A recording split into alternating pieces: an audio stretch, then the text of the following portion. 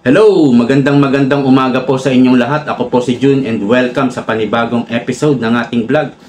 Ang pag-uusapan po natin itong latest survey ng SWS kung saan po mas marami daw po ang pabor na ma-impeach ang ating Vice President Sara Duterte. 41% po ang nag-agree na pabor sila na ma-impeach ang Vice President, no? Samantalang ang nag-disagree ay 35% at ang undecided is 19%. So ito po ay susuriin natin sa kabila po ng matinding propaganda, black propaganda na ginagawa po kay BP Sara. Damay na rin ang kanyang ama, damay na rin yung mga kaalyado ng mga Duterte, no? Mahigit na po isang taon na binabanatan, inaatake ang Vice President. Alam natin ang dahilan. Sinabi na po yan ni Vice President na mayroong isang Speaker of the House, si Martin Romualdez, na nag-aambisyon maging presidente, or dahil naniniwala din siya sa sarili niya na hindi siya mananalo sa eleksyon, pwedeng binabalak niya rin na maging Prime Minister. Gusto niya, susunod siya sa Presidente Marcos na maging leader ng Pilipinas. Kung kaya't, ang mga posibleng makakalaban niya sa eleksyon ay si Vice President Sara Duterte. Kailangan niya itong pabagsakin para siya manalo. Pero kahit mapabagsak niya si BP Sara, tagilid pa rin siya dahil napakababa ng kanyang survey pagdating sa Presidential 2028. So, in-explain na natin yan, Kasi may mga dahilan yan kung bakit siya pinababagsak. Walang iniwan yan kay Jejo Marbinay. Ganon din po, Ang Dilawan, pinabagsak si Jejo Marbinay, Ngayon naman po, si Tamba, pinababagsak si BP Sara gamit ang Dilawan at mga komunista. So, pagdating kasi sa mga propaganda, ang pinakamagaling dyan, komunista at Dilawan. Yan ang ginamit ni Tamba, Pero, mahigit isang taon, binabanatan ang Vice President. Huwag ka, meron pa rin siyang 35%. Mataas yan. Kung ikaw ba naman araw-araw ka sa loob ng mahigit isang taon, araw-araw kang inaatake, mayroon ka pa rin 35%. At ito maganda, mayroong undecided na 19%. Ano ibig sabihin yan? Malalawak po ang utak nito Hindi ko minamaliit ang 41%, Hindi natin sinasabi na sila'y ignorance, Pero itong 41%, kumbaga ligaw na ligaw sa kasinungalingan ng propaganda na ibinabato kay BP Sara. So, nagpahayag na si BP Sara dito sa impeachment. Ano sabi niya? Pabor siya dito. Piruin mo, ini-impeach ka na, pabor pa sa'yo? Opo, kasi mas maganda itong impeachment. Ito yung tamang venue, para sa mga inaakusa sa kanya, mga paratang sa kanya. Ito yung pinakamagandang venue para sagutin ang lahat ng kasinungalingang ibinibintang sa kanya. Kaya mas pabor siya rito, Kaysa naman sa hearing sa Congress, yung good government sa Quadcom. Walang fairness, Wala ring rules na sinusunod itong Congress sa mga hearing nila. Kung ano yung gusto nila, yun ang masusunod. Kung gusto nila mag-contempt, kahit ano pang dahilan, basta't gusto kitang i-contempt, i-contempt kita. Kaya lang ang nangyayari, after ma-contempt, susunod na hearing, magtataka ka, mayroon ng affidavit. Di ba? Ibig sabihin, pinressure na. Kaya pala kinontempt, para i-pressure, takutin, bayaran, at ito, pirmahan mo tong affidavit na to. Kagaya nung nangyari kay Garma. Para ka makagawa ng affidavit, para paniwalaan yan, dapat ikaw ay malaya. Kusang loob mong ginawa, Paano mo masasabing malaya ka?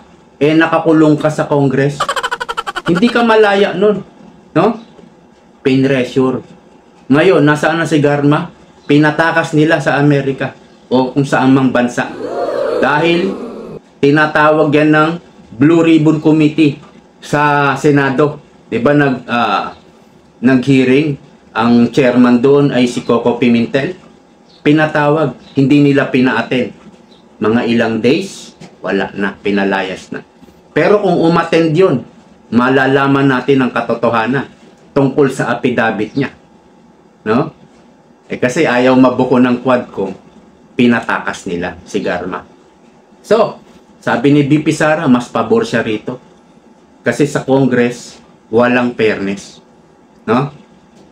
At yung mga testigo nila sa Congress, hindi na cross-exam. Dito sa impeachment, yung team ng Vice President Sara Duterte, kung ano man ang ihihain na ebidensya, ilatag nila ng mga prosecutor, no? Doon magkakaalaman. Kung ano man, sino man i-present nila mga testigo, doon na mako-cross-exam yan sa impeachment. Kung nagsasabi sila ng totoo o kasinungalingan. Pero, susuriin natin, ano-ano po ba yung mga dahilan ng mga respondents na na-survey ng SWS? Yung mga sagot nila. Kasi ang survey po nito face-to-face. Yan po ang ugali ng SWS. No? Ulitin natin ha. Ang nag-agree para ma-impeach si BP Sara ay 41%. Disagree 35%, which is napakataas pa rin. Kung ikaw ba naman ay bugbugin ng isang taon, mahigit, nakakuha ka pa rin ng 35% at meron pang undecided na 19%. Kapag gumulong na ang impeachment, pwede yan yung 19% mapunta sa 35%. Opo. At pag nagkalatagan na ng mga ebidensya, itong 41% pwede po itong mabasag. Kaya magkakaalaman talaga pag gumulong ng impeachment. No? So, 35 plus 19, kung ma-add ito po ay 54%. Wala na yung 41%, napakalaking diferensya. Okay, ano-ano ba mga dahilan ng mga respondents? O, ito po. Basahin nyo na lang po, sa Google, SWS, Social Weather Station, yung kabuuan, no, ng ulat nila. Ibibigay ko sa inyo yung mga dahilan. Kabilang dito daw ang di umano, hindi maipaliwanag no confidential fund. Ito naman ay sinasabi na ni BP Sara, sinasagot naman yan. Hindi lang sa Congress, sa investigasyon ng Congress, dahil nga walang fairness doon. No? Ang sabi niya, ang confidential talaga, ginagamit yan sa mga komunista. Sinagot na yan eh. Kila Castro ginagamit, kila Raul Manuel, doon niyang ginagamit. At sa iba pa. No? Gaya sa droga, yung mga pagre-recruit, sa iba pa. No? So, dito, masasagot lahat niyang hindi maipaliwanag na sinasabi niyo. Meron nga tinanong yung ombudsman eh. Congress din. Hearing din ng Congress. Tinanong yung chairman yata o president ang tawag doon. Si Tebes, kung hindi ako nagkakamali. Kung tama niyo ako kung si Tebes nga yung pangalan niya. Ano sabi ng ombudsman nung tinanong siya tungkol sa confidential fund? Abay, sabi ni Tebes, Your Honor, kapag sinabi ko po ito, hindi na po ito confidential. Ganun lang kasimple. Pina-impeach ba nila yung ombudsman? Hindi ayaw magpaliwanag eh. Pina-impeach ba nila? Hindi naman. Kasi the nature of the fund is confidential. Sumunod na dahilan. Pagtangging sumagot sa confidential fund, ganun din po. Parehas lang. Parehas lang yung unang dahilan, saka pangalawang dahilan. Iisa lang po yan. Pangatlo, hindi maipaliwanag sa kanyang mga statement of assets, liabilities, and network, SALN. Hindi ko po narinig ito sa investigasyon sa Congress tungkol sa SALN. Hindi po natin nabalitaan to, na tinakel to, diniscuss ito sa investigasyon ng Congress. Ano po ito? Ha? Propaganda. Sa mainstream media lang po lumabas yan. Ewan ko rin ha, kung mali ako, itama nyo ko. Pero hindi naman talaga napag-usapan ng SALN ng Vice President dito po sa investigasyon sa good government. Di po ba? O, maaaring sa mainstream media lumabas yan. Ikaapat, pagsangkot sa mga extrajudicial killings noong siya ay mayor pa ng Davao City. Wala na po yan sa sa confidential fund. Ito po, bumalik pa siya sa pagka-mayor. Vice President na siya. Madali lang po ito. No? Madali lang po itong sagutin. Again, ito po ay kabilang sa propaganda. Yung extrajudicial killing. Alright? Panglima, paglalakbay niya papuntang Germany sa kasagsagan ng bagyo. Yan po yung mga dahilan binabasa natin Ito po yung panglima, no? Pumunta raw siya ng Germany at tinakasan daw yung kasagsagan ng bagyo. In the first place, siya po ay isang vice president lang. Ang talagang haharap sa mga kalamidad kagaya ng bagyo. Ang presidente. Ang magagawa lang po ng vice president ay mga relief operation, relief assistance. Yan po ang gawain ng vice president. Ang haharap talaga sa bagyo ang presidente. Pero ano nangyari? Ano ginawa ng Pangulo? Kumamot lang. Tapos sabi, ano gagawin natin? Alam mo, sabi ng Pangulo, hayaan na lang natin yung bagyo na humupa. Walang nagawa. Di ba? At kapag ikaw ay babiyahe, uso na ngayon yung booking. Ilang buwan pa lang, kagaya ng kakilala ko. Bumili siya ng ticket ngayon, pero aalis siya ng mahal na araw. Sa mahal na araw pa siya aalis. So, nakabook na. Nakabook na po ito. Kaya, hindi niya na pinagbaliban. Umalis siya. Gano'n naman talaga ang pagbiyahe ngayon, di ba? Mga ilang buwan, magbubuking ka. Pero, wag ka. Siya pa rin ang unang nakaresponde, unang nakapagpadala ng mga relief goods kaysa sa DSWD. O, edi, saliksikin nyo yan kung ako'y nagsasabi ng kasinungalingan. Totoo! Mas nauna pa siya. Yung mga tauhan niyang sa Office of the Vice President, mas nauna pang mamigay ng relief goods. O, pang-anim, China Sea. Ito pong China Sea, binabati ko si VP Sara, pro-China kasi yan. Kaya hindi niya makondena ang China. In the first place, ito po'y usapin ng foreign policy. Ang foreign policy, walang ibang gumagawa kundi ang presidente lang.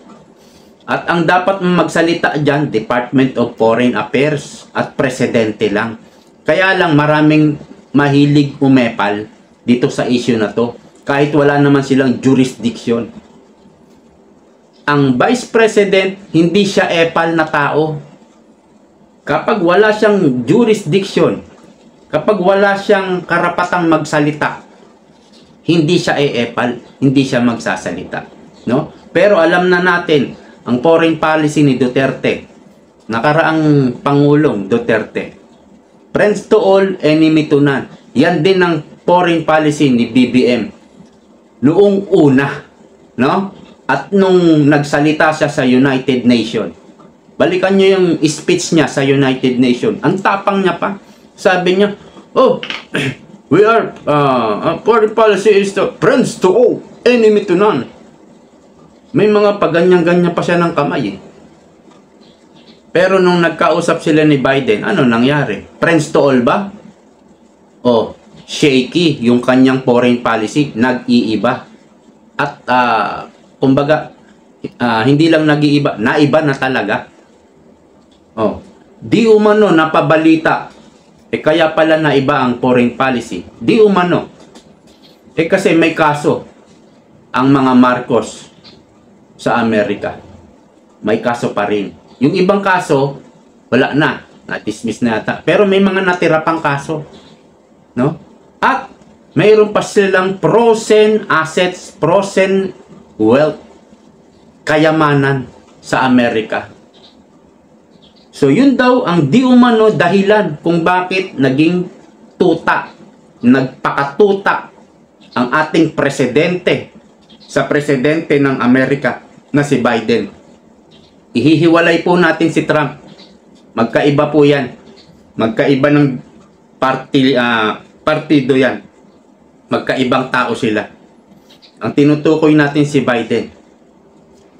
Bakit nag-iba? Di umano. Yun daw ang dahilan. Iniisip niya ba yung foreign policy na ginawa niya? Iniisip niya ba ang Pilipinas dyan? Ang bansa natin? Ito ba'y para sa ikagaganda ng Pilipinas? Iniisip din niya ba ito yung ikagaganda ng sambayan ng Pilipino?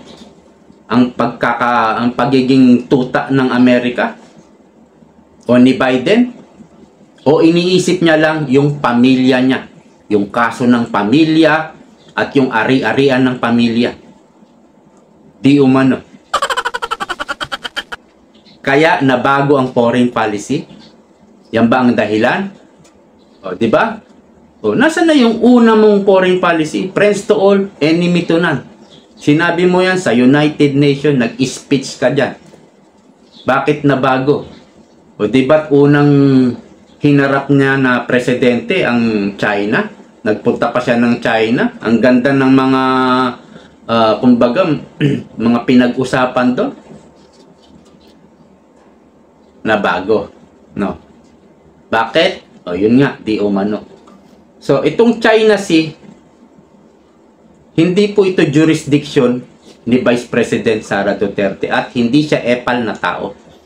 Ang dapat talaga nagsasalita dyan, ang presidente lang at DFA, Department of Foreign Affairs. O, pang-pito, pagbabanta daw sa buhay ni PBBM, Lisa at Tamba. Yan po yung ikinontempt si Laika Lopez, Attorney Laika Lopez, di ba? At tinangka nilang ilipat sa correctional. Wala namang kaso, hindi naman nahatulan yung tao, ikukulong nila sa correctional. Anong nakikita natin dito?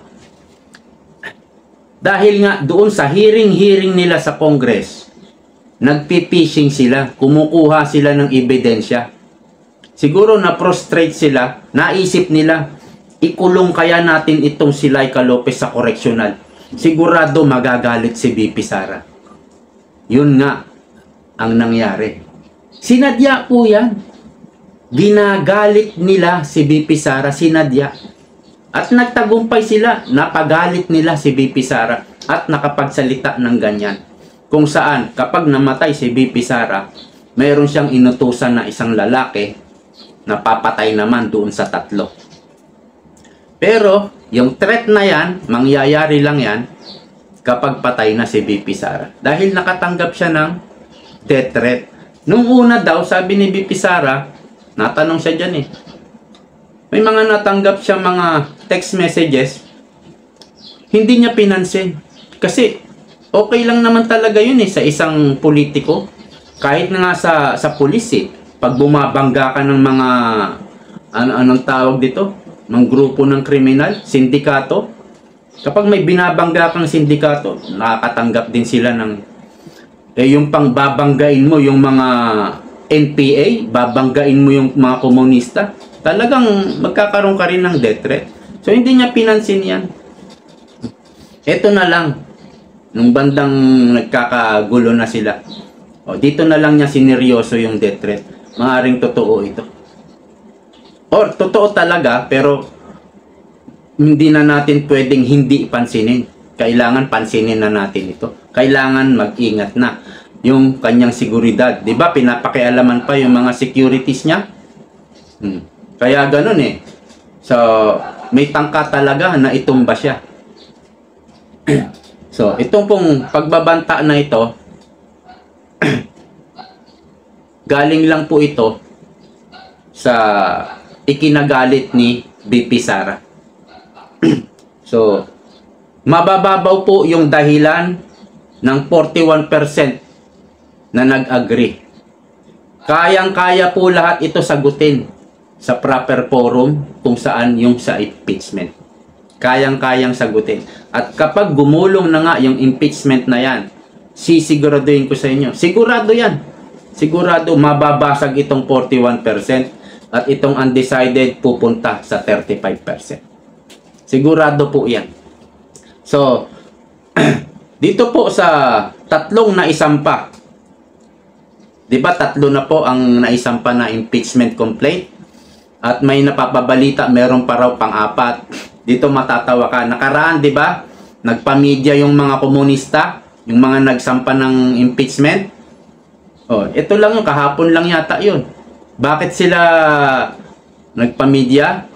Kasi natatabunan yung impeachment sa issue ni Magalong, sa expose ni Magalong. Kaya pinakilos itong mga komunista to. Oy, magpa-media kayo. Inaatake ako. Ha? Kailangan hindi mabura yung impeachment. Kaya, ganun lang po yan, mga kalahi. Ganun lang po labanan yan. Ha? Kasi hindi na po napag-uusapan yung impeachment eh. Para mabuhay sa isipan ng tao. Para mapag-usapan. Kailangan nila magpa-media. No? Ang media naman eh, envelope mentality. Or, tinatawag nito? Envelope mentality journalism. Kapag meron kang pambayad, yan nga yung ginawa no? Sa propaganda ni laban kay BP Sara, gumastos sila ng mga politiko, media, troll, mga bangag vlogger, bilyon-bilyon, pera ng bayan para lang ipanira kay BP Sara. So, tatlong impeachment ang naihain, isa lang ang kukunin dyan. No? Kaya itong impeachment na to, propaganda rin talaga eh. Alam ni Dilima, kasama si Dilima sa nagsampa. Alam ni Dilima, isa lang naman ang kukunin dyan eh. Isa lang impeachment sa isang taon ang pupwede. Eh bakit nagsampa sila ng tatlo na to? May pang-apat pa raw, isa lang naman. Propaganda nga eh. Para manatili yung issue sa impeachment para hindi matabunan. Kaya nga yung pagbanat kay BP Sara, yung propaganda sa kanya, isang taon walang patid. Pero wag ka, 35% pa rin ang disagree. Ang laki niyan. Dahil kung hindi ka matibay-tibay, matapang-tapang, baka wala ka ng 1% eh. Pero iba si BP Sara, iba ang mga Duterte. Mayroon pa rin silang 35%. So, alam naman pala nila na isa, bakit tatlo na ang naisampa? Propaganda, no? Mary Grace Piatos. Yan pong usapin na yan, isa rin pong propaganda. Lahat nga ito eh, propaganda eh. No, ano sabi ni Ping Lacson dito? Ito po, the disbursement of confidential funds uses code and aliases dahil sa confidentiality nature ng pagkakagastusan, but the same requires an intelligence project where details of expenses were stipulated. Now you know the who's and whys of Mary Grace Piatos and Kokoy Villamin. Don't show your ignorance by asking the true identities of these persons, otherwise hindi na yan confidential. Kapag sinabi mo yung totoong identity nito ni Mary Grace Piatos, hindi na yan confidential. Alam po ito ni Panfilo Lacson, dating pulis po yan, dating PNP chief. So yung pong Mary Grace Piatos ay isang code name or alias.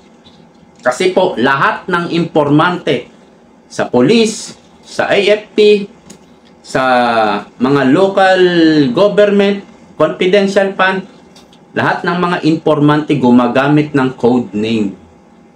Hindi naman na talaga gagamit kahit ikaw Ikaw informante ka, gagamitin mo ba yung tunay na pangalan mo? Meron kang gagamiting alias. Meron kang gagamiting code name. Dahil confidential yung mga tinatrabaho mo.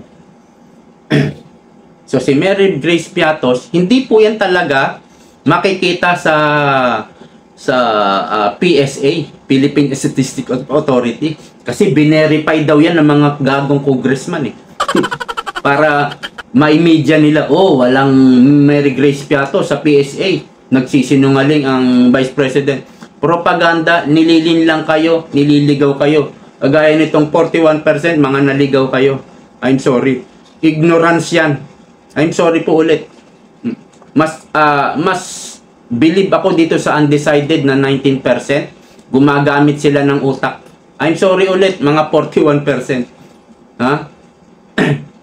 Nadadala kayo sa kasinungalingan, sa propaganda. Hindi nyo kasi nilalawakan yung utak nyo. Bakit ang laki nito, undecided, 19%? Kasi, teka muna, hindi muna kami maniniwala sa mga napapanood namin sa TV. Gagamitin ko muna yung utak ko. Binigay sa akin itong utak ko Di ba? Bakit hindi ko gamitin?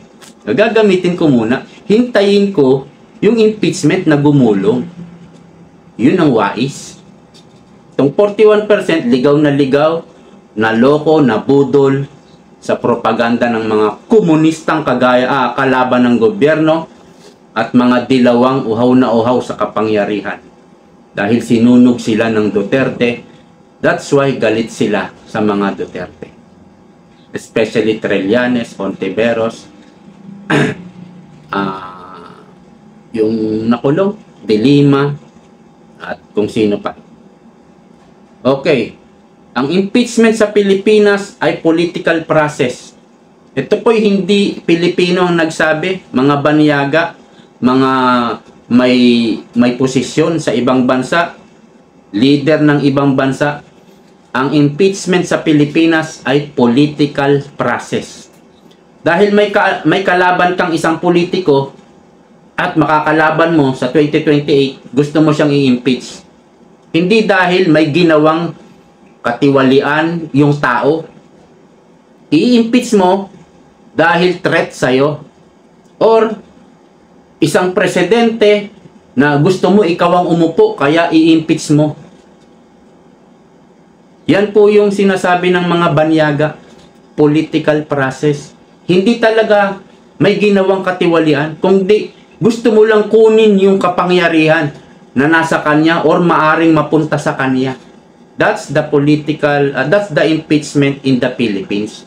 Ang banyaga po ang nagsabi niyan. Dahil buo na ang team ni BP Sara at isa sa abogado ay si dating Pangulong Duterte, umaalma ngayon yung mga komunista dahil magiging bida-bida ang mag-amang Duterte sa impeachment. So, dapat daw hindi kasama si dating Pangulong Duterte. Nagsampa kayo ng impeachment. Tapos, gusto nyo, kayo ang pipili ng abogado ni Sara. Obvious na obvious po na wala sa ulirat, wala sa matinong dahilan yung kanilang mga sinasabi. Pero ang ginawa ngayon ng Congress ni Tamba, dinidelay po itong impeachment. 3 na nga yung naihain Hanggang ngayon, wala daw hindi pa dumarating yung impeachment complaint sa office ni Speaker. Kamakailan, kahapon yata, may narinig tayong balita.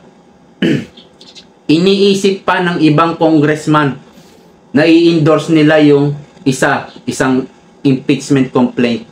Iniisip pa raw nila. Ibig sabihin, nakikiramdam po sila sa mangyayari sa kanila sa eleksyon. Kaya itong impeachment, hindi po ito mangyayari, hanggat hindi natatapos ang eleksyon. Hindi po ito gugulong hanggat hindi natatapos ang eleksyon. Kahit mga senador takot dito. Kailangan muna nilang masiguro. Kailangan muna nilang manalo. Kaya, hindi po ito matutuloy, hindi po ito gugulong. Maaring gumulong ito after election. Pero sa ngayon, takot ang mga congressman, lalo na congressman. Baka pag gumulong ito, doon na. Makikita na yung ebidensya nila eh. Mga kasinungalingang ebidensya nila. Mga walang kwentang ebidensya. Pag nilatag na yan. At pagdating ng botohan, hindi na sila mananalo. Yan ang kinatatakot ng mga congressman at ilang mga senador. Kaya, mismo si Tamba, sinasabi niya, hindi pa raw dumarating. Kasinungalingan na naman po yun. Imposibleng hindi niya matanggap yun. Nasa office of the speaker na yun. Sinasabi lang, wala pa.